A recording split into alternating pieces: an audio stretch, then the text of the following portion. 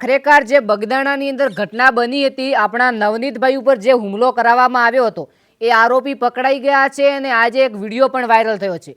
તો કોણ છે એ આરોપી? આરોપીનું નામ શું છે? તો મિત્રો, તમને બધાને ખબર છે કે આપણા નવનીતભાઈ ઉપર બગદાણાની અંદર કોઈકે હુમલો કરાવ્યો હતો અને તેમને ઈજા પણ થઈ હતી. તો હવે લોકો જાણવા માંગે છે, ગુજરાતની પોલીસ જાણવા માંગે છે કે આ આરોપી છે કોણ, આરોપીનું શું નામ છે. ત્યારે મિત્રો, ઘણા બધા લોકોનો સવાલ હતો કે જયરાજ આહિર એટલે કે માયાભાઈ આહિરના દીકરા જયરાજભાઈ આહિરે હુમલો કરાવ્યો છે.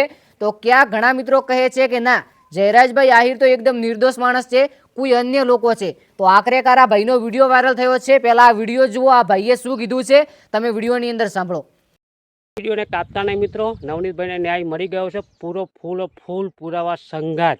જોજો આ મિત્રો, આ વિડીયો છે, અપલોડ કરું છું, જોઈ લેજો. આખો વિડીયો જોજો તમે, બરોબર છે? તો હા મિત્રો, તમે વિડીયો જોઈ લીધો, જેની અંદર કહ્યું છે કે હવે નવનીતભાઈને એકદમ ચોખ્ખો ન્યાય મળશે અને આરોપી પણ પકડાઈ ગયા છે, એવું આ ભાઈનું કહેવું થાય છે. આ ભાઈની એક યુટ્યુબની અંદર ચેનલ છે, ખાસ કરીને સબસ્ક્રાઇબ કરતા જજો એ ભાઈની ચેનલને પણ.